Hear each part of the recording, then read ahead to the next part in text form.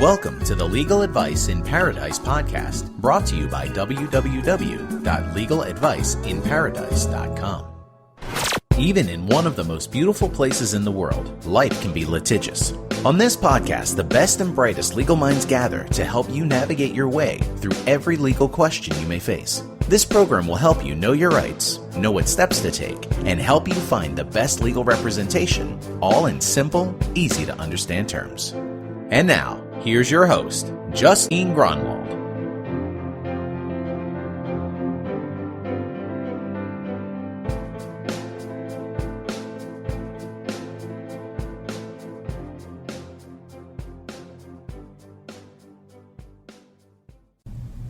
Aloha, Agents of Change. This is Justine Gronwald with another episode of Legal Advice in Paradise.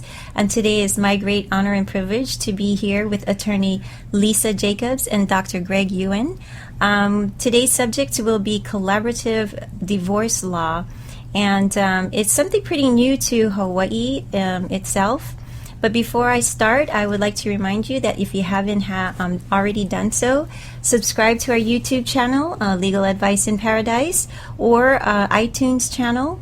And also, if you're not an Agent of Change exclusive member, please do so now by texting or calling your name and your email to area code 808-670-3400, and you will get a free report telling you how to choose an attorney, and also you get all our shows automatically so you don't miss a single one. So without further ado, I will have attorney Lisa Jacobs introduce herself and tell you a little bit about what she does. Okay, thank you so much, Justine. Well, hello everyone. My name is Lisa Jacobs, and I'm a collaborative attorney and I'm a mediator. And I have my own firm. It's called Better Way Divorce, or the nickname is Pono Divorce. Mm-hmm. I opened up my firm. I've been an attorney for the last 20 years. I did open up my own firm about 2 years ago, and I'm really, really passionate in helping families who are going through that really difficult transition of divorce or separation, but do it in a way that's focused more on helping them arrive at their own solutions and solving problems rather than doing it the adversarial way. Right, It is much better for families, especially if there's children involved, to really move forward and think of ways that they can support one another as they restructure their family. And the traditional way, I just find, just leaves really a lot of damage to the family, both in cost, because doing a traditional litigated divorce is so much more expensive, and then just the toll it takes on the family. What I find so heartbreaking is that after a very, very bitter litigated battle, the ex-spouses can barely talk with one another. When they have to continue to co-parent their children, how healthy is that? So we offer up a way to help resolve their disputes, but do it in a more humane way, a more holistic and integrative way. We address the mental health, the financial issues, and the legal issues all involved, and that's what really, really I feel called to do based on my experiences and my life experiences and my professional experiences as well. And along with you is Dr. Greg Yuen, and your very important role in this whole collaborative divorce is to ease everybody through the process. What is your role? And let us know more about your practice. I've been practicing in Hawaii over 30 years, too many, really. And my primary service that I do for people is psychopharmacology, which is medication management for psychiatric disorders. When I heard about collaborative divorce, mostly through Lisa, I decided to jump on board and be a member of the team and handle the mental health aspect of the team. Basically, in terms of the team, you serve as a mental health coach or a child specialist. The mental health coach helps one of the divorce partners to get through the divorce process in a more easier way.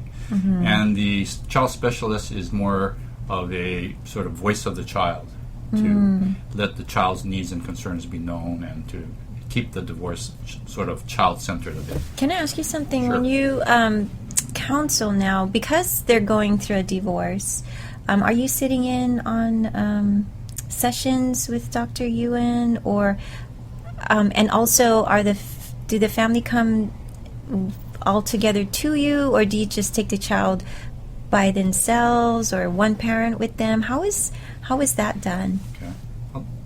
Basically, well, it's done both ways. Okay. You would spend time with the child individually to get to know the child, and then there'll be perhaps some sessions where the child might be involved. Most of the time, it's not so much that. It's mostly just the parents and the other professionals, the attorneys and the coaches for the parents. Okay. It's usually that way. Yeah. So I can see how it goes hand in hand, Yes. taking it from the legal aspect as well as the emotional side of it. So it's a tag team, kind of like? Yeah, and what's really nice about collaborative divorce is it's very, it's flexible depending on the needs and the interests of everybody involved, the entire family. So in some instances, it might be more appropriate for Dr. Greg to meet individually with the child at first to get a sense of what that child's concerns and fears are. And then Dr. Greg would refer that information back to the parents so they are armed with the information to make better decisions regarding their child. As a collaborative lawyer, I can get involved. I typically would get involved in a meeting where maybe some legal issues would need to be addressed hand in hand along with some of the mental health or some of the emotional issues. So it really just depends on what the family's needs are. It's very flexible. Now, you had given me some things to read up on prior, because this is pretty new to Hawaii. Yes. You do need to have two agreeable parties, though. If you have one side that is not wanting to come, then it's not going to work. You cannot lead the horse to the water and make him drink. Is that typically what you need to have in place prior to going forward with this type of divorce? Yes. In order to do a case collaboratively, at a minimum, there needs to be two collaborative lawyers on the case. And there's about there's about 24 lawyers here on Oahu that have been collaboratively trained. So typically a prospective client will call me and will want to do it this way. So what the hurdle that we need to overcome is to see whether or not his or her spouse is willing to do it this way too. That's what I was wondering. Because if my prospective client wants to do it collaboratively, but the other spouse doesn't want to and would rather litigate, then unfortunately, we're not on the same page, and the process wouldn't go smoothly. So at that point, I would probably need to refer out my prospective client actually to a more traditional lawyer. So yes, at a minimum, we need two collaborative lawyers, so we're all working as a team to help the family resolve their issues. So it is, in a way, it's self-selecting that I can't take on all families because, not everyone is there yet, is ready to process and choose this method.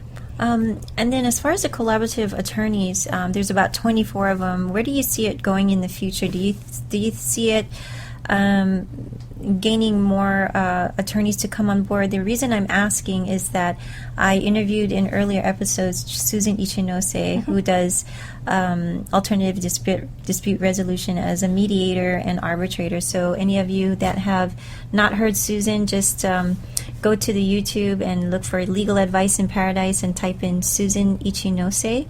But she says that mediation as a whole has hit its stride. It's in vogue. So do you see it happening for collaborative law as far as divorce happening? Do you see more and more people wanting to, handle the divorces that way, as well as attorneys seeing that this is a good way to handle a divorce? I think so. I think as we get more cases going and successfully handled, I think more legal professionals, attorneys, will be drawn to this process. It is interesting. The Uniform Collaborative Law Act that the legislature had drawn up and Governor Abercrombie signed a little over 2 years ago. It was early July of 2012. It encouraged parties to resolve issues, not just divorces, all sorts of civil issues, using a collaborative process, which is similar to mediation. Okay. And again, because it really helps preserve relationships, especially close ones. So you've got family relationships. You might have adult children having disputes about what to do with their aging parents. You could have an employee or employee relationship. These really key relationships, when they tend to encounter conflict, we want to support them using mental health professionals, financial professionals, really act as a team to help them resolve things and preserve those relationships so they keep going on, indefinitely. So I think a number of attorneys in other fields, not just family law, are, wanting to see how this goes, because it would just be wonderful if this could be more of a mainstream way to resolve conflict and disputes rather than more of an alternative way. Right. I myself have, been married 3 times, divorced 3 times, and I can't say that my divorces were, really difficult. I mean, emotionally it was, but it was never where the 2 people hate each other and never talk to each other again. But then on the other hand, I've talked to other couples that split up and it's just like enemies. And so that's the stuff that we want to prevent, because especially if you have kids, they address it in Kids First Court, and you're part of that too. You are I read it in your bio, but you are involved with Kids First. Yes, I formerly, a number of years ago, I was a facilitator, a volunteer facilitator for where you go to the court, and when they separate the kids and the adults stay in the courtroom, and then the kids go upstairs and they don the judge's robe and have the gavel in their hand. So I did that. I know my daughter had to go through that. I just felt for her, but maybe you, Dr. Yuen, maybe kind of tell us a little bit about the children part of it, because that's, to me, the most sensitive part. They're so young, and this is molding how they see relationships, and this is what they're going to bring on to their future, their model, so to speak. So how do you come in, and I don't know if you can prevent that from happening, but how do you talk to the child, because there's a lot of trust issues broken and abandonment feelings and all that stuff? Well, I myself am not so much a child specialist, but in speaking at that point, basically the specialist needs to know kind of the stage of the child at their particular age and what kind of issues are involved at that age, and try to address them in relationship to the divorce process, and be able to kind of get a sense of what the needs and concerns of that child might be in regard to the divorce. Because I've seen, all kids handle things differently. Like, there's the ones that act out, there are the ones that withdraw, and then there's the ones that are star students. They strive to be, they excel in everything.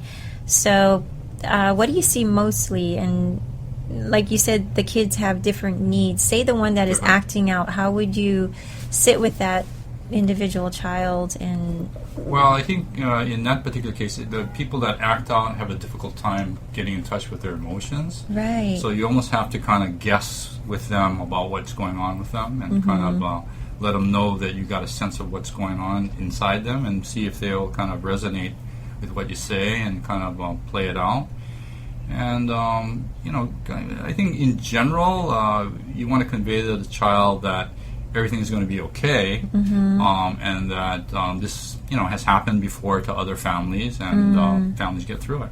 That's kind of like what Kids First does. They show that film about how you're going to have these normal feelings of being angry or rebelling and all that stuff. But why don't we get back to what Lisa does, because the more traditional divorce attorney, you sit in front of them, you want to split things up, you want to do child custody. How does what you do differ from that? Well, it differs in the sense that everybody's coming together at the very beginning of the process, and they're all pledging that we're really going to try our hardest here, use our best efforts to resolve this and avoid court. The only thing you would do is, after we arrive at full agreement, then the attorneys can process the uncontested divorce paperwork. And that's very straightforward. You know, we're all experts in processing that all through. So everyone comes